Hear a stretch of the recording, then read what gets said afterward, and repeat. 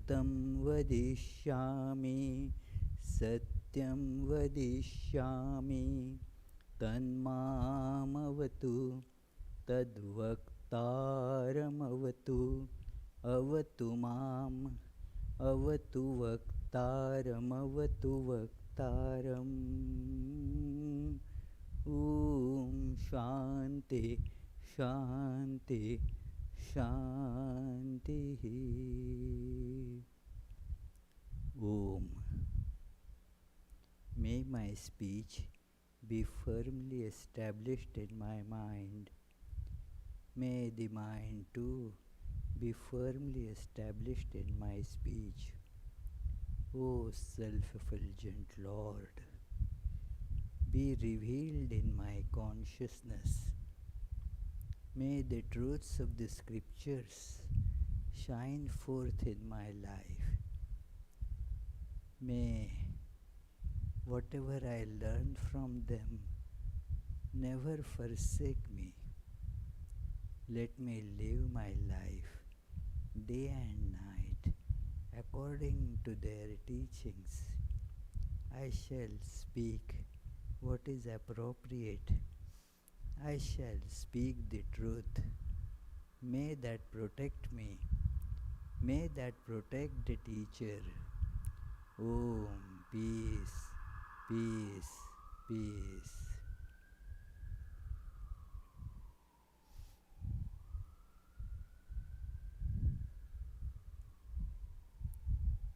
Let us feel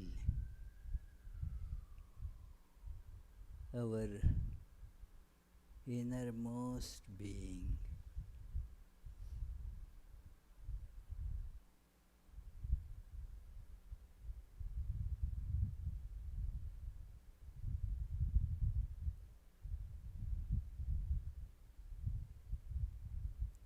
It is beyond all forms.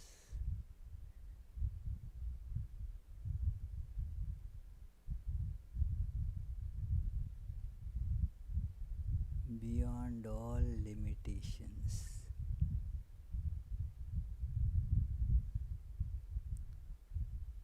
Beyond time and space.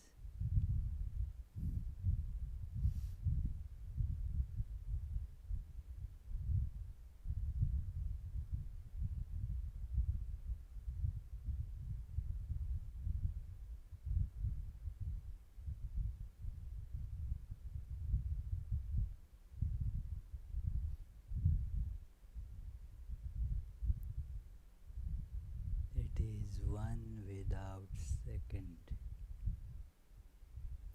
self-effulgent.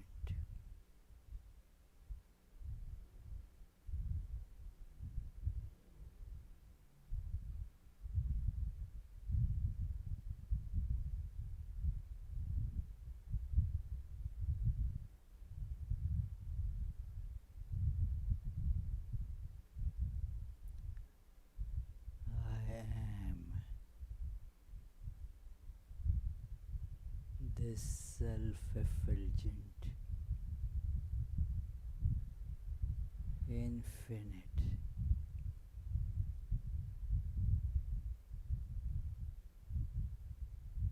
ever blissful existence.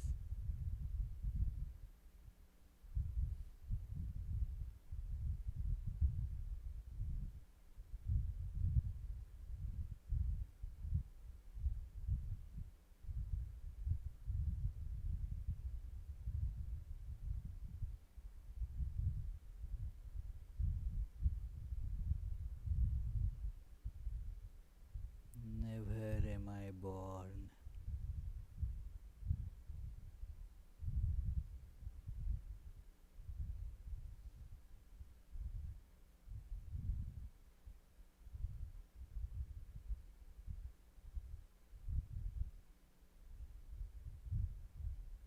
Never shall I cease to exist.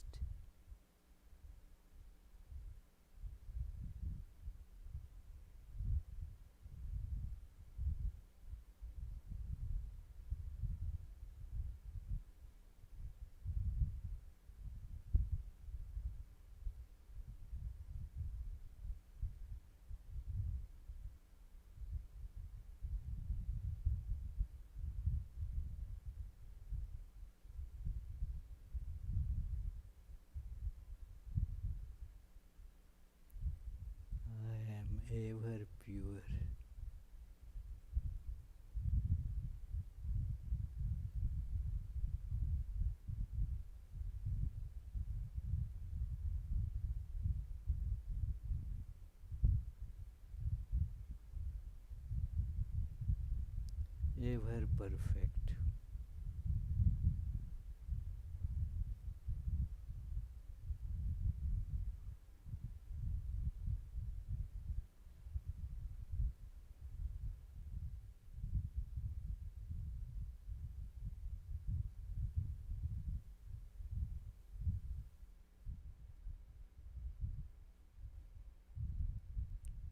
Om. Peace, peace, peace.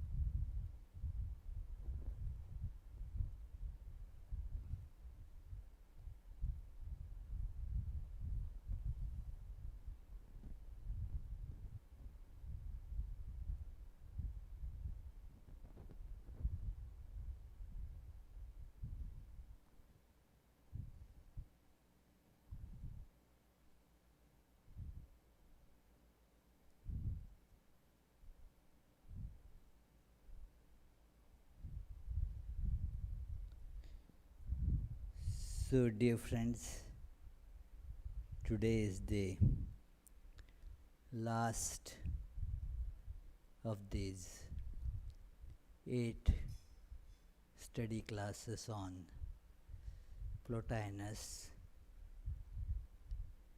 and we shall try to see a few more things, some of the very cardinal ideas of Plotinus. As you can see that these words we have come across many times during these last 8 classes, but today we shall dwell deeper on the meaning of these, and these are the intellectual principle, the good, and of course one of the very standard themes in Vedantic discussion, one and the many. So let us begin with our regular prayers.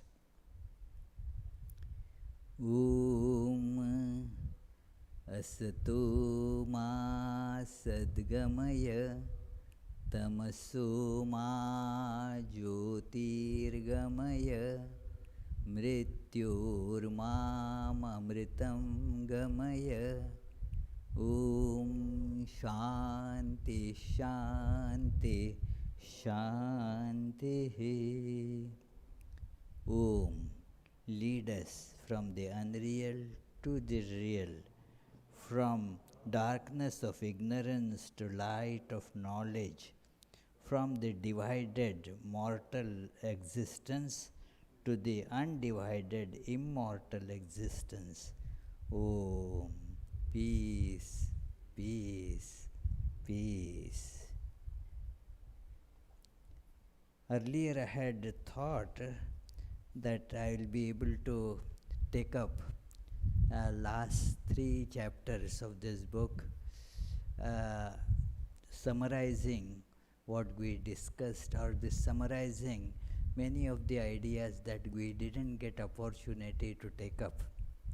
But then as I started reading, I thought it is a very big scope for just one class, too much material to be presented in any coherent manner. So I decided that I will take up this 5th tractate, the first of that, in the so we actually did not touch the 6th Ennead at all. It is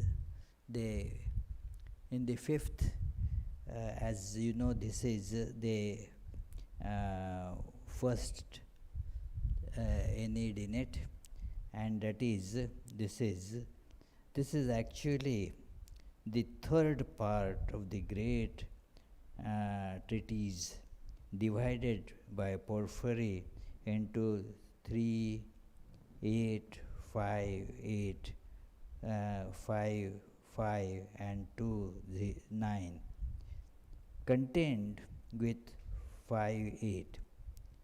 It constitutes the second process of ascent to the One, which Plotinus takes us through. The first being in 3 and 8, 3, 8. So this is the various that points dealt in this. It is a combination that Porphyry, the compiler of his writings, has put together. So how Plotinus actually wrote these things, we really do not have any knowledge of it.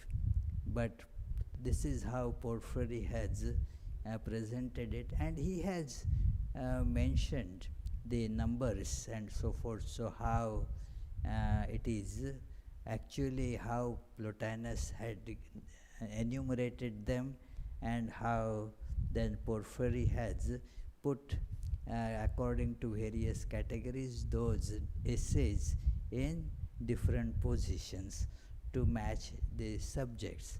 That is how many times the editors of various anthologies they do that, to connect the writings that have happened at various times, put them together, cull them together in such a manner that they form a better sequence for understanding. The problem with that is that something that is explained in the earlier writing by Plotinus, he may not repeat in the later writings. And yet, because that writing forms, even though written later, connected to certain first writings, it is brought together, say, in the first Ennead. But thus certain terms are left unexplained there, because actually Plotinus had explained them earlier. But since those essays didn't come in the beginning in this arrangement of Enneads, so we missed those things.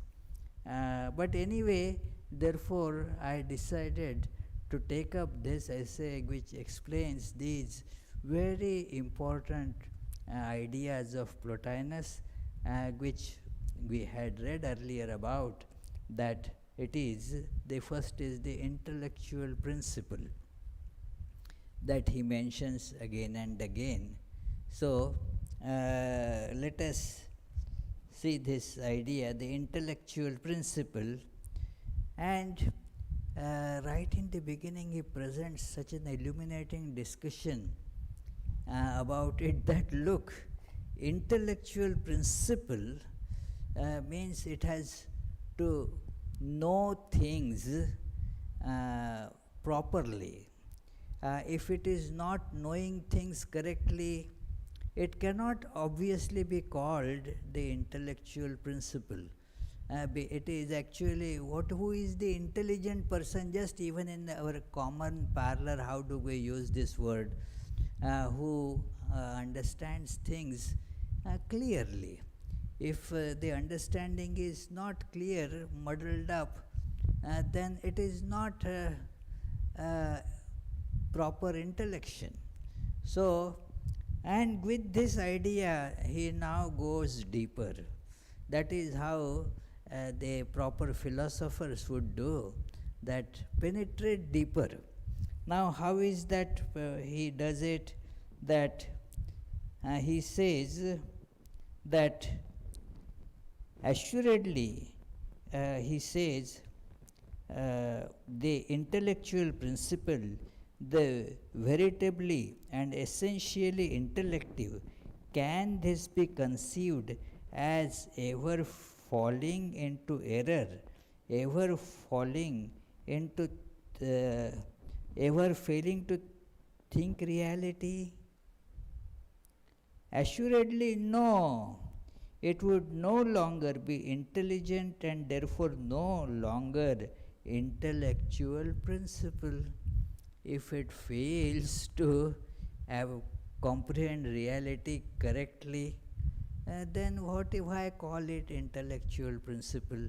Intellection is knowing, and if you are not knowing properly, then that is not the intellectual principle.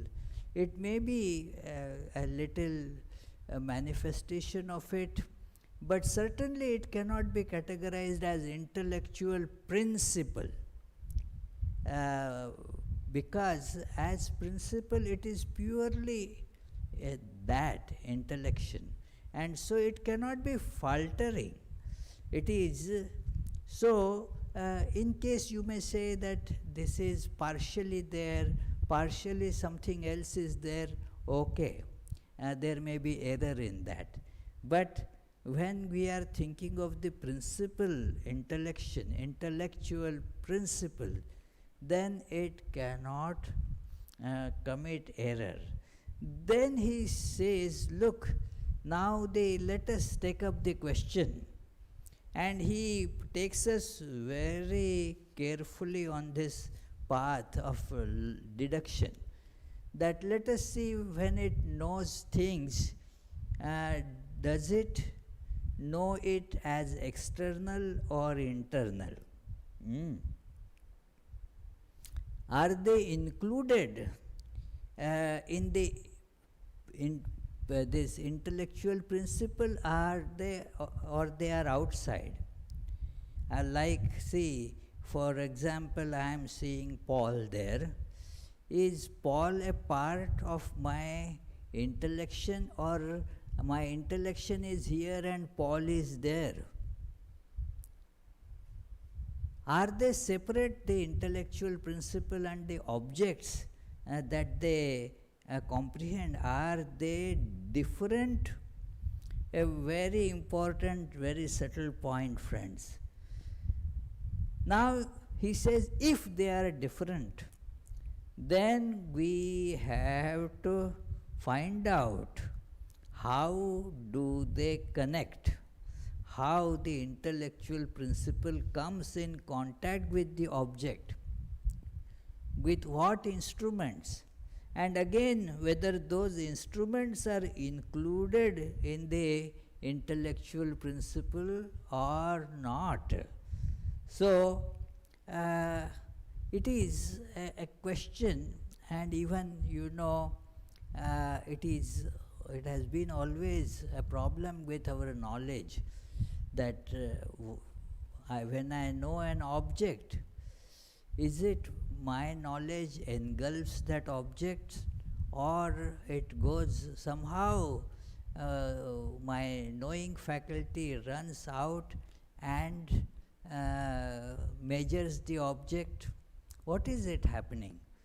So Plotinus says that, see, if it is separate from the object to be known, then its knowledge is imperfect. It doesn't know really, because it is only taking an overview of it.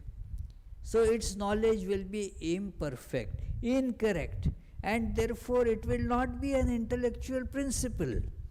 I am giving you a very quick overview. He has detailed it, but we don't have that much time. See, the idea is this, that is the intellectual principle separate from the objects? If separate, then it studies it from outside without going inside them. It has to remain separate, and therefore its knowledge is bound to be superficial, not full. It is subjected to inaccuracies, and therefore it cannot be the true knowledge, and thus it will not be basically an intellectual principle. He has given lot more reasoning here. So, and he has come to this conclusion that the intellectual principle therefore has to be an all-inclusive one. This is the echo of what we read Vedanta, that all this is consciousness. It is everything that we see as an object is actually consciousness. That consciousness in Plotinus terminology is the intellectual principle. It is, remember, it is not buddhi that Vedanta speaks of, but it is the bodha that Vedanta speaks of. It is the awareness or consciousness in which all these objects get included. They are not really objects, they are part of our awareness. So, this is how he comes to this conclusion. It has to be all-inclusive one. And therefore, there is nothing mine or yours about it. My intellectual principle and your intellectual principle, no. That is not really the intellectual principle, but a divided and say morbid manifestation through an object. That is what our intellect works. But the intellectual principle in itself has to be thus all-inclusive. He has given a really very nice logic. So, and it is one. Now, we have to, I'll read a little bit about this to get some idea.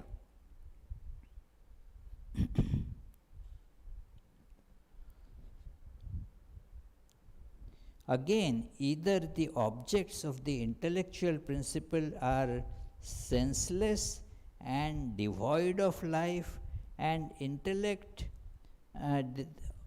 devoid of life and intellect, or they are in possession of intellect. This is how the process of logic, the negation. I tell you, either this or that those objects might have intelligence, or they might be devoid of intelligence. They might be senseless and devoid of life. So, now if they are in possession of intellect, that realm is a union of both and is truth. This combined intellectual realm will be the principal intellect.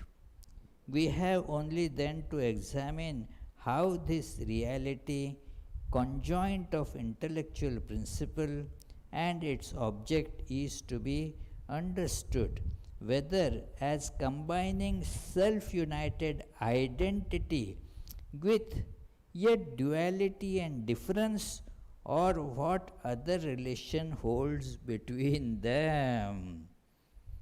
Just think of it.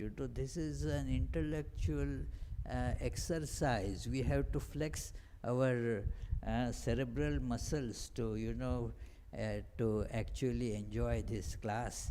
That look, this is are then those our intellections, are they included in this intellectual principle as separate entities?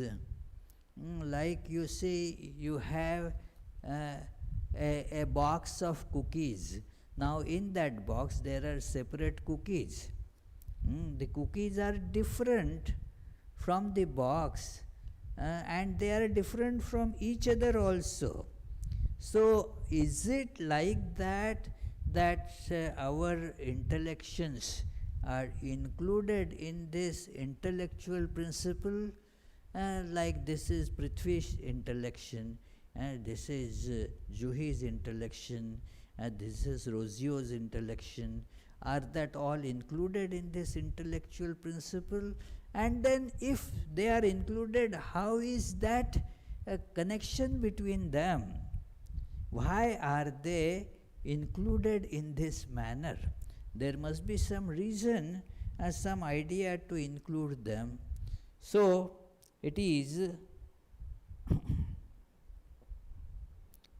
and he says that, okay, if on the contrary the objects of intellectual principle are without intelligence and life, what are they? They cannot be premises, axioms, or predicates. As predicates, they would not have any real existence. They would be affirmations linking separate entities, as when we affirm that justice is good, though justice and good are distinct entities. This is a very important idea. When we say A is B, A is B,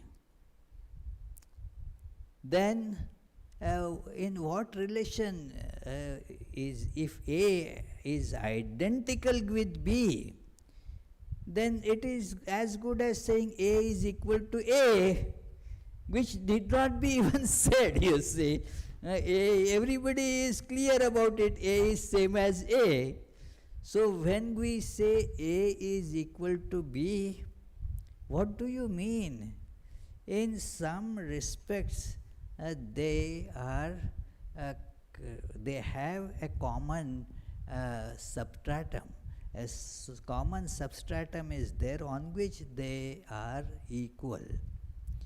Like it is, you have everything has it like that. Like apples and oranges, different entities, but then on the platform of, say, fruits, both are equal. That apple is also fruit, orange is also fruit. So that is how the predicates, that he gave the nice example, just good is justice and justice is good. Yeah, it is. So therefore justice is good. There, like justice, put just is good, put an equal to sign. Justice equal to good. But there the sign equal to is not to show identity. Justice is a different thing. Good is a different thing. Like apples are different from oranges. But when you think of fruit, apple fruit, orange fruit, and in that sense they are same. So that is how we see that these objects which are senseless and then they are just predicates, they are without intelligence and life. Then how this principle of intellection or intelligent principle, how is it related with them? If we are told that they are self-standing entities, the distinct beings, justice and good, then supposing them to be outside the intellectual realm will not be a unity nor be included in any unity. All is sundered individuality. It is sundered individuality. Where then are they, and what special distinctions keep them apart? How does the intellectual principle come to meet with them as it travels round?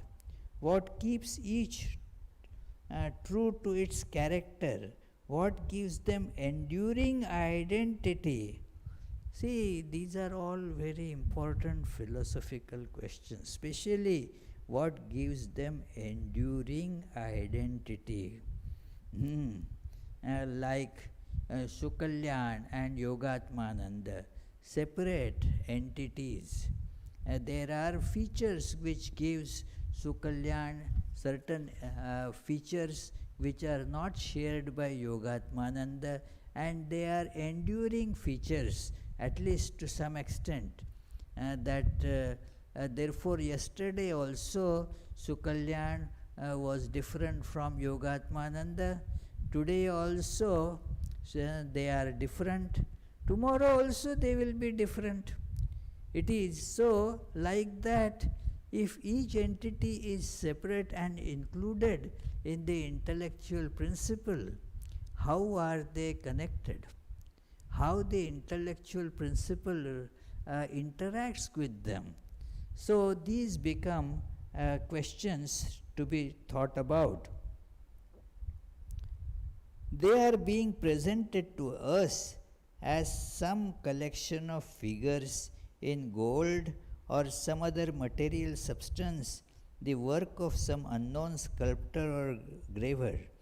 But at once the intellectual principle which contemplates them becomes sense perception, and there still remains the question how one of them comes to be justice and another something else.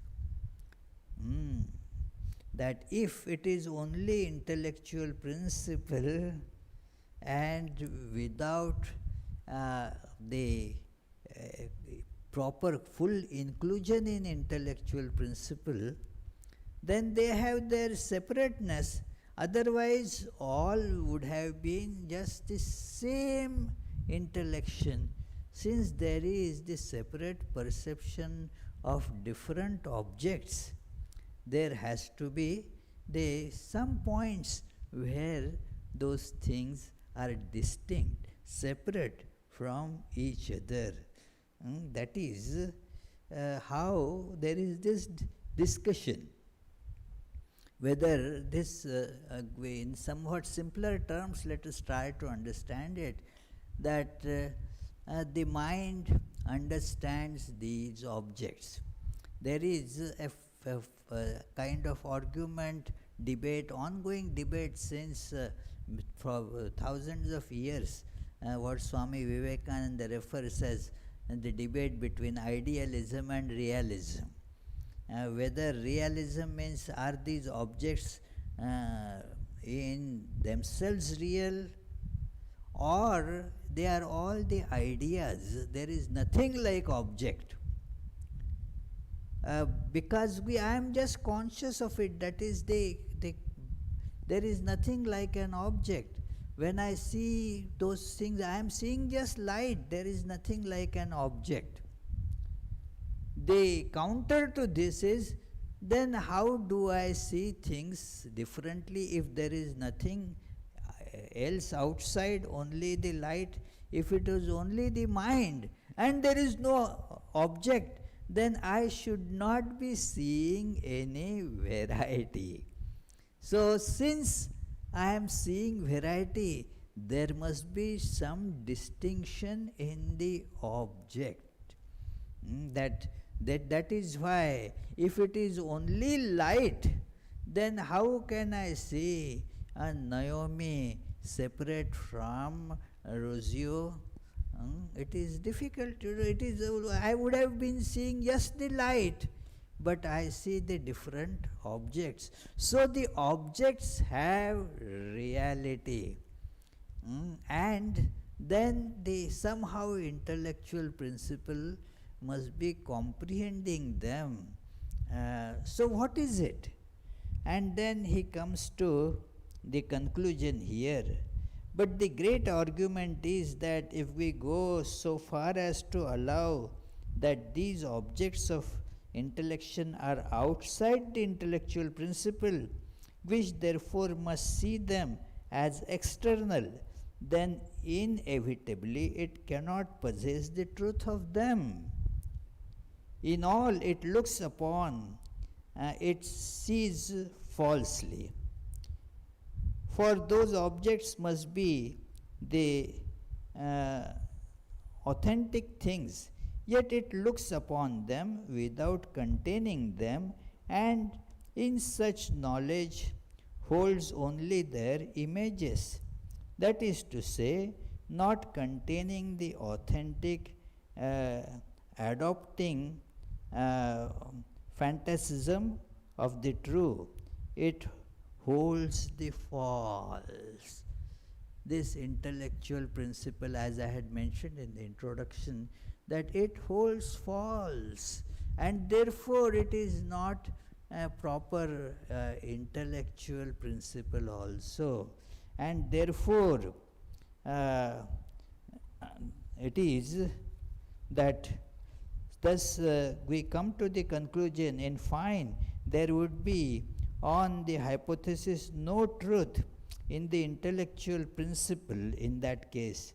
But such an intellectual principle would not be truth, not truly an intellectual principle. There would be no intellectual principle at all. In that case, you come to the conclusion, which is absurd conclusion, because we know, so there has to be an intellectual principle. It is like there must be an existence principle, because we exist. And so there has to be an intellectual principle because we become conscious. But if we agree that the objects are external, then there is, as we saw, it will be our intellectual principle will be in error, and so therefore no intellectual principle at all. So this is the argument he gives. Thus, we may not look for intellectual objects, the ideas outside of the intellectual principle, treating them as impressions of reality upon it.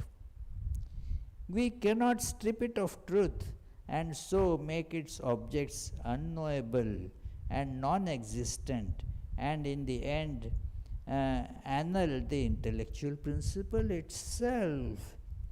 We must provide for knowledge and for truth. We must secure reality.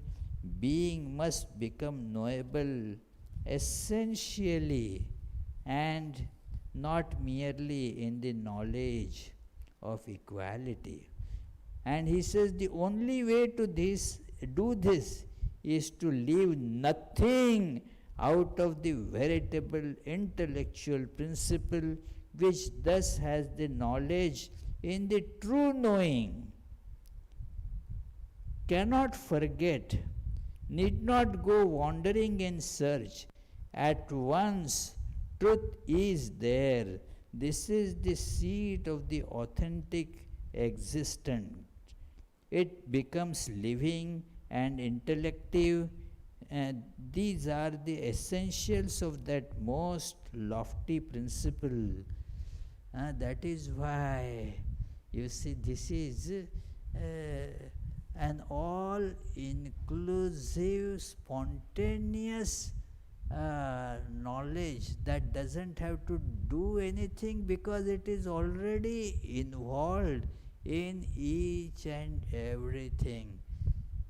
So that each and everything is not separate, and therefore, just as we know I am without doing any effort about it, so that intellectual principle includes everything spontaneously.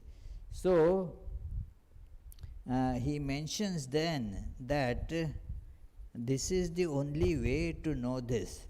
Thus we have here one identical principle, the intellect, which is the universe of authentic beings, the truth as such. It is a great God, or better, and not a God amongst God, but the Godhead entire. This is the important idea that we must see, that it is this one is not the like unity in diversity but true unity. Unity in diversity means, there is diversity and somehow they are connected, linked together.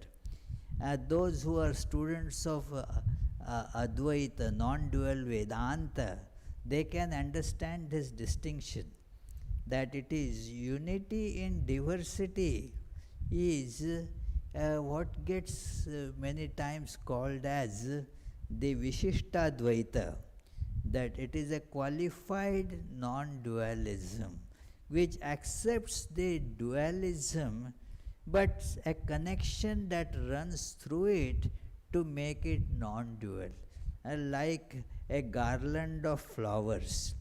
Now the flowers are distinct, but because a thread runs through them as a garland, it is one. In that there are the distinctions like different flowers. So, Plotinus says that that is not the unity of intellect, the principle of intellection. Intellectual principle is one without any duality in it. It absorbs all duality, and here it is a true unity. Now in the world, therefore, you cannot, through senses, you cannot appreciate it. You have to go deeper to see it. It is, let us read that it is, thus we have here one identical principle, the intellect, which is the universe of authentic beings, the truth. This is T is capital here, like in principle.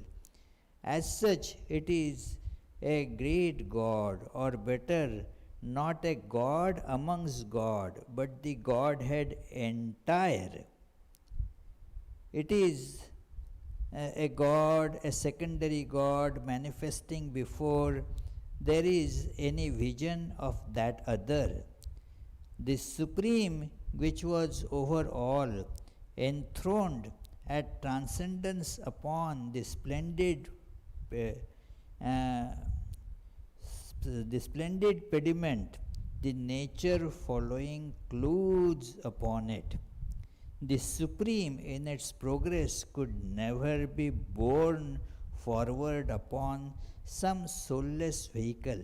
Now, this is a somewhat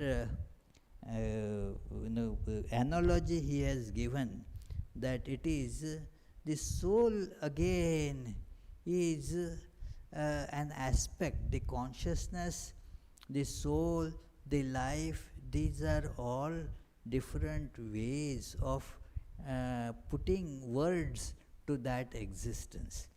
That very thing in words gets expressed in various ways. So these are the, when the soul, the soul is a part, an aspect of it. This Godhead has this consciousness, it has the life, it has the bliss.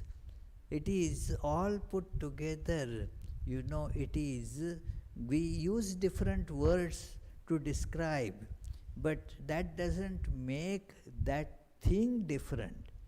So we have to see it is the same idea that people would put different words to describe it, but that is not the separate thing. It is like that famous puzzling riddle put to children, that how Elizabeth, Betsy and Eliza, three went for a movie, to see a movie, but they had only one ticket. How could they manage Because they are the same one lady has sometimes she gets called as Eliza, sometimes Elizabeth, sometimes Betsy, and like that. So they are not three different people.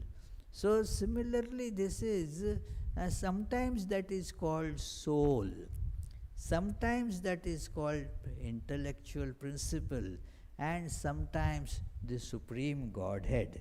So we have said that all must be brought back to a unity. It is, this must be an authentic unity, not belonging to the order in which multiplicity is unified by participation in what is truly one. This is where the non-dualist Vedantists, they affirm that this is not a collection of things and put together into one. This is not that kind of one. This is the absolute true unity. It is the perception has to be seen, it has to be had like that, that this is, the whole thing is existence.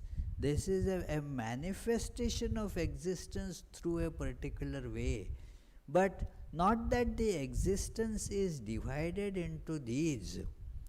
It is, you may perceive it variously, but that doesn't divide the existence. It is, my perception is divided, and that too, it actually has the basis of unity in it. The unity never vanishes. Multiplicity keeps on shifting. So, this is, it is very emphatic non-dual statement, which is not commonly found in the Greek philosophy. Very important statement here, that it is the unity. This must be an authentic unity. So, we need a unity independent of participation, not a combination in which multiplicity holds an equal place. We have exhibited also the intellectual realm and intellectual principle as more closely a unity than rest of the things, so that there is nothing close to the one. Yet even this one is, this is not the purely one. That kind of, it is closely tying things together, that gives an impression of unity, but this is not purely one. So, he says that one cannot be affected by the appearance of multiplicity.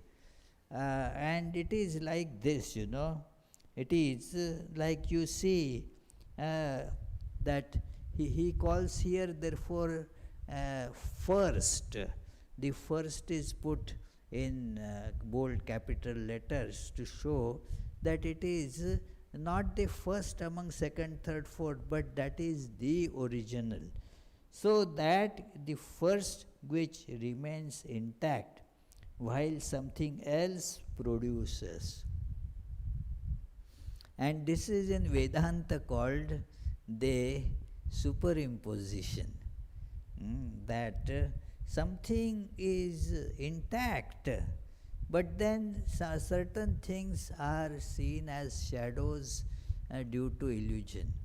And that is that nothing has happened there. It is called vivarta, means it is a superimposition does not change the thing that is superimposed. Like you see the shadow. Now the shadow has been seen there, but because the shadow is coming out of that guy does not mean that something has happened to that guy. Nothing has happened, and yet you see the shadow coming out. So that is how this whole universe comes out. All these different forms are seen without the slightest change in that one principle. This is the shadows, they come, go, change, they become longer, shorter, whatever. It does not have an impact on the person whose shadow it is. If that goes somewhat that away from the light, now the shadow becomes longer. Does it mean that the height of that person changed? No, the person remaining same.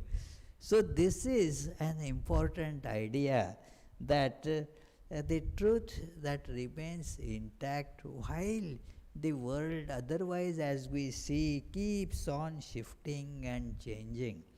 And this is we see the being, the first principle. It never changes, and therefore there is no cause and effect idea applicable to it, because this question does come so many times, that how then from that first, how this multiplicity came about, why, for what purpose, who did it, when did it happen? No, it is whence this question comes. Whence did it happen? Why?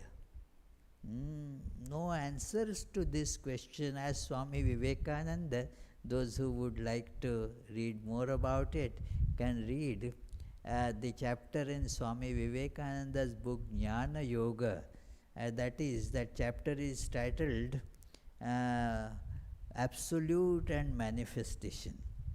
So it is very close to these ideas that Plotinus is expressing here, that it is an emanation, that not that the sun there decided to let me now make, although I am one, let me divide it into many rays. No, that is not. It is an automatic, spontaneous manifestation without the sun doing anything about it. So, it is like that. So, something produces without actually producing anything. It is actually, therefore, there is no production. So, this is the numberless one. This is called first, but not like the first, second, third. This is the numberless one. And then he calls it the being. The being comes up from this. And this being then has all the potential. There is that seed of now manifestation into that. Now you can hear, you can apply cause, effect, whence, how, when, and so forth. So this is, this in the being, all forms are included, as it were. In our mythology, this is called Brahma, or in Vedanta it is called the Hiranyagarbha. That it has the hidden propensity, that is a better word. There is the propensity to create. So it is like, therefore it is called an egg. That like the egg has the propensity to bring the chicken out. So similarly, this being, what he calls here the being, In it are forms which come out as sounds. This is similar like the Vedantic theory of this sound manifesting as everything. So let me read a little description of it. Uh, he calls it therefore the first sequent upon the one, advanced a little outward, so to speak, then chose to go no further, turned inwards again, and comes to rest, and is now the reality and hearth of the universe.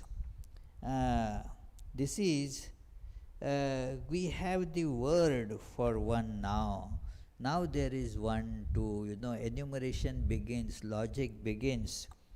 An indication that in our very form of speech, we tell as far as may be that being the weaker is that which proceeds from the stronger, the one. Thus, both the thing that comes to be and being itself are carriers of a copy. There is a very beautiful idea. Since they are outflows from the power of the primal one, the soul absolute, and then it comes out as sounds, breaks into speech. Variety of sounds, that one sound breaks into, we Hindus call that sound as Om. In Jewish, in Torah, they say that it is not to be pronounced because it is not a sound. They write it as Yahweh or it is. So, it is a soundless sound from which all sounds and therefore the forms also emerge from that sound. So, a great idea, friends. So, that is how they all point to the one, because sounds all merge into one. So they become the way to go back to one. That is why Om is a great symbol for spiritual practice, for going back to one. And now I am describing, we will take today, being the last class, a few more minutes to complete the discussion. Container and contained. This is, look at this idea. We always have this because of our awareness kind of is fractured. There is duality, that error is there. Therefore, we see what is container and what is contained. So, he shows that there is nothing like that actually. Is God in us or we in God? Come on, think about it. It is. And so an example that I am giving here is statue in stone, or there is stone in this statue.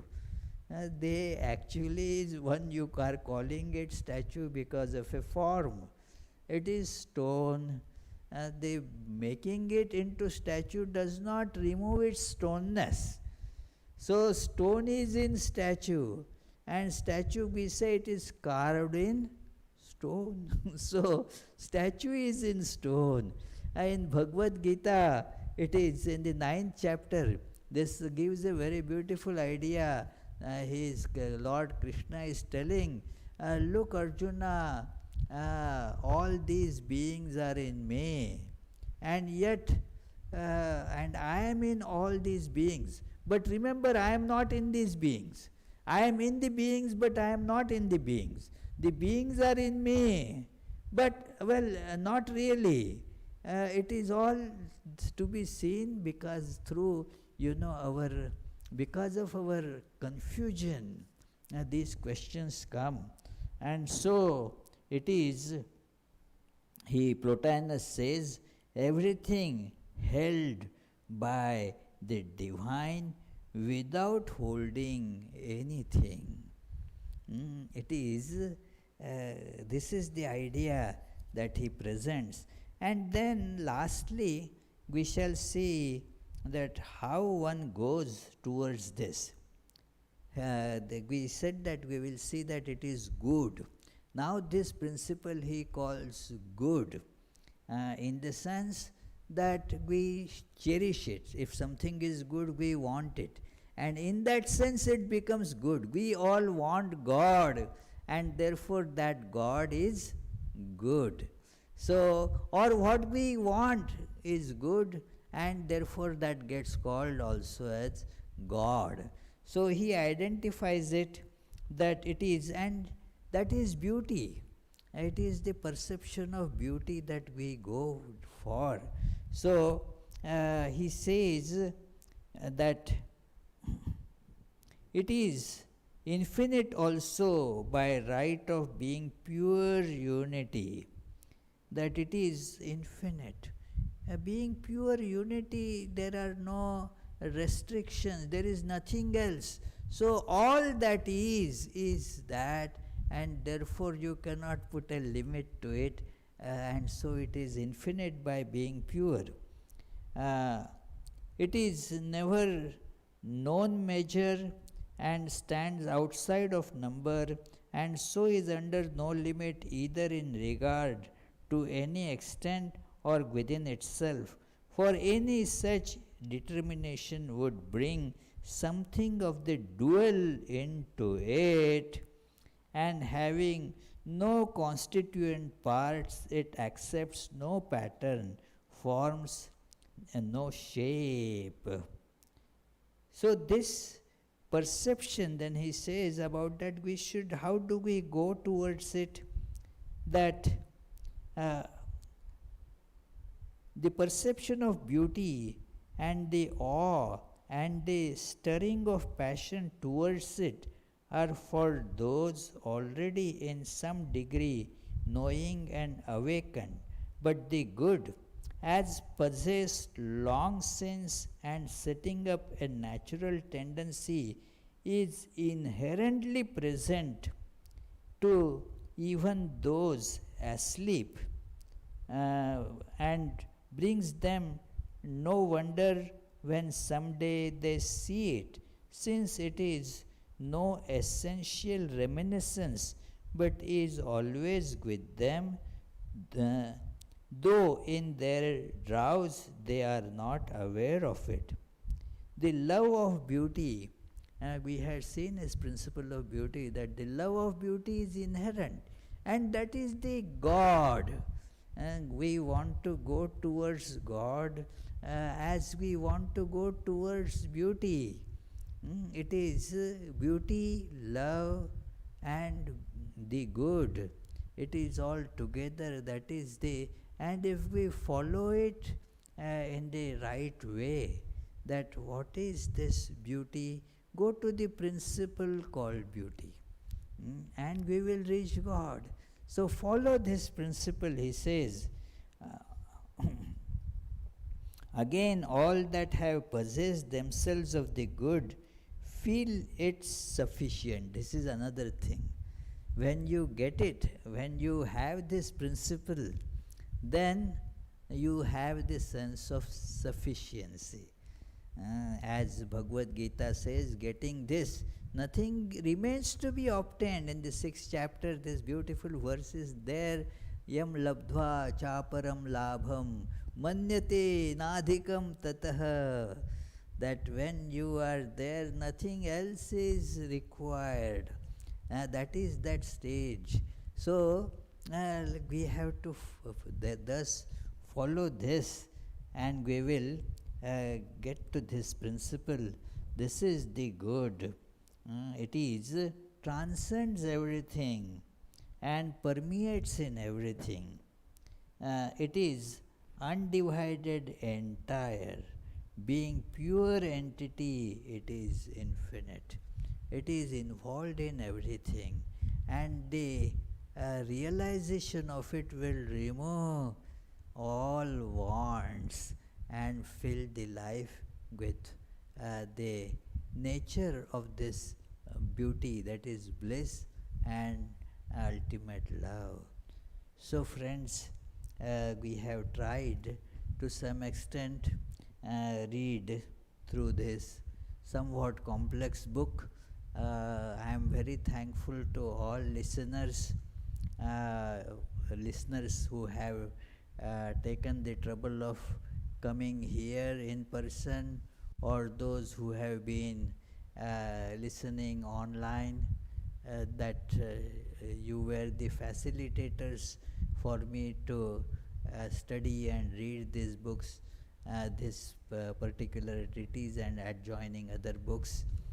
My sincere thanks, therefore, for bestowing this benefit on me. May our lives be uh, fulfilled through this pursuit of the good.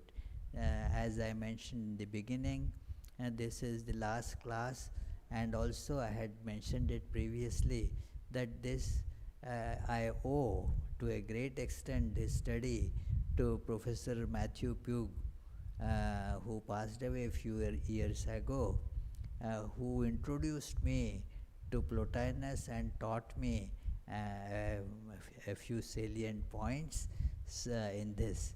So, with this, we will be now having a break from all classes till September 13th, when we will have Universal Brotherhood Day. It is an annual event and interfaith event. So this year the theme is meditation, and we will have three wonderful speakers. One is from the Providence Zen Center, Kwan He Sunim. Another is also, he is a Jewish rabbi. He had spoken here, a wonderful speaker, Rabbi Barry Dollinger. And the third is, many of you have heard him many times, Swami Sarvapriyananda from Vedanta Society of New York. They all will present their traditional ideas on meditation. So it will be a wonderful program. It of course will be available on our YouTube channel live and stored as well. But also one can come here, but as you see, the attendance is going to be very limited. So one will have to apply, register that I want to come. There is this registration is not going to begin now. Registration will begin from 30th of this month, Sunday, 30th August. The registration will begin. One has to provide the email address, phone number, and a declaration that the person had no symptoms for last 14 days and so forth. So, and send that declaration to the email address that is given on our website. It is Providence at rkmm.org. Simple email address, Providence at rkmm.org. Don't send it now, it will not be considered. Send it only from 30th onwards, and first come, first serve. So from 30th, you start sending as soon as possible. Maybe on 31st itself it may get filled, who knows. So thank you very much. We shall close with the closing prayers, and then if you have any questions, we will take them up. It is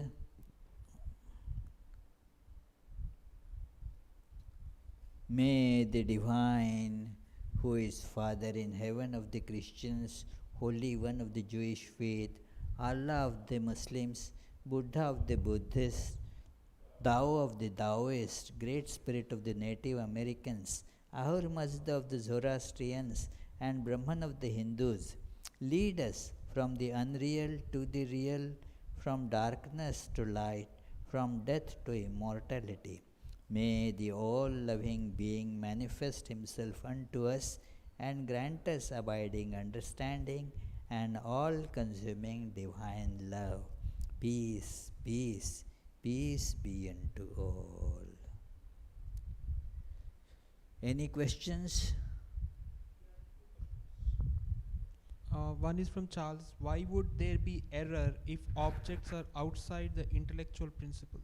I think I explained it a little bit, that it is because you are outside, you do not have the knowledge of that, intimate knowledge of that.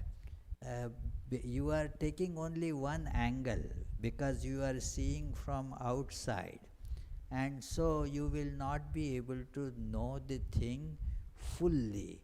It is an outsider's understanding, and that is a problem. It is called objective understanding, and in science it is taken to be correct because it is objective. But it is subject that is studying that object, and therefore it is again subjective. It will be different for what it is. Nobody is corona disease, They are all studying it as object. They may have corona infection, but they are not identified with it. And so it is being outside the objects, the knowledge is automatically going to be limited by the instruments that we have, the accuracy of them, calibration of them, and so forth. And therefore, that knowledge will always be erroneous knowledge, and yet will get called as knowledge. That's all, ignorance passing off as knowledge. Second question is from Fred Richardson. What is the connection between the intellectual principle and the concept of sphota? Sphota, yeah, very good. We have shown that it is the concept of sphota. It is from the first intellectual principle or first principle. There is this idea of being. That transition is not explainable. How the first becomes the being with propensity to create. That is all not open to questioning because it is beyond causation. Then this is now ready for sphota. Sphota means the sound principle, that big sound, boom, that is called sphota. So it is now gets scattered in various different sounds, that one sound then becomes many and then takes different forms to have this world. That is how the word is the primary. Even you see in Bible, that New Testament, the book of John begins with this, that in the beginning was the Word, and the Word was with God, and the Word was God. From that everything that was made was made. This is exactly the idea of sphota. And this is the connection between the two, that it is as given by Plotinus, that it is the first principle never gets changed. There is no creation as such from it. It manifests initially as being. In Vedanta, this is told that, well, the idea I am comes up. I Brihadaranyaka Upanishad says, I am one, ekoham. And then let me become many. So that is the propensity for creation. So from there the creation proceeds. We have then the law of karma and the time, space, causation and so forth. So that is the idea of Sphota. Yes, I just read. If there is any other? Okay, yes, Paul.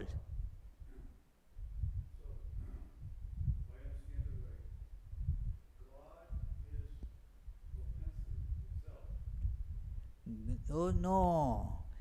His question is God propensity? No, God has no propensity. But the first principle that appears, then in ignorance, there is this being, I am. The unity now is fractured, I and world. There is the propensity for creation. It is procreation happens there, that it is one without second, no creation. In ignorance. Now, how ignorance steps in, don't ask. It is impossible to answer. It is not in the realm of causation, as I told you earlier also. So, I and world. Now it is a duality. Now, do whatever creation you want to do. It is with that the creation happens. Therefore, the duality, the two, is the seed for creation. Therefore, everything can be created on computer. It is just two there. 0, 1. One represents the current can go, other represents current cannot go. With that you can create everything in computer. Whole virtual world, like so many are seeing. All of us, I have gone actually in a way in their drawing room or their study or wherever they are listening. I am there. How am I made there? This body is made there. 0 and 1. Duality. If there is no duality, no creation. Got it? Paul? Yeah, one has to really work on it. You see, exactly. Very correct answer. Thank you. Yes, Richard?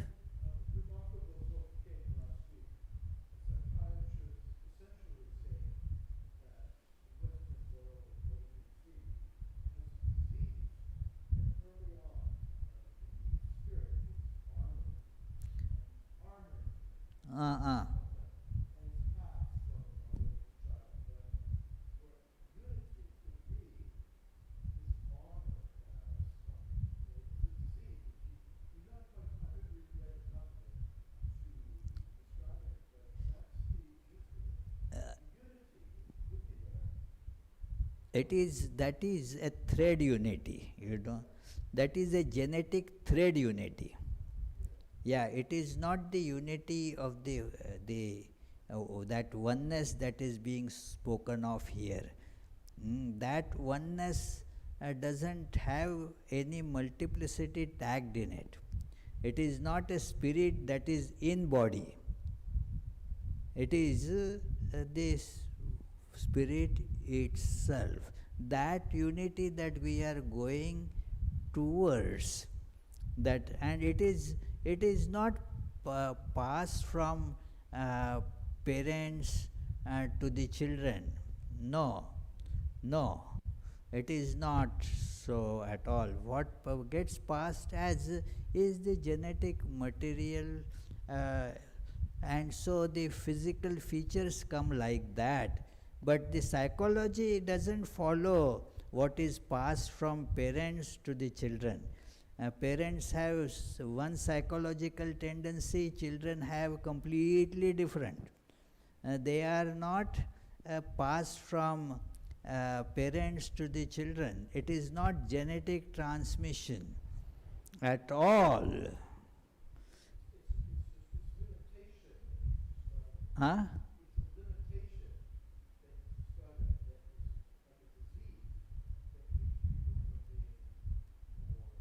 Well, that is, it is the urge that keeps on making it happen again and again, but that is not the unity. The unity is the transcendent, as we saw here, that the unity is at a transcendental level where you just push aside the forms, that like in the movie you see this screen, there is the unity of all forms. All the pictures that you see on the screen, there is no unity in the pictures unless you see the screen behind on which they are all unified. And that screen is the reality of all pictures. So that is how this understanding is. So I don't know what that book is, and yeah.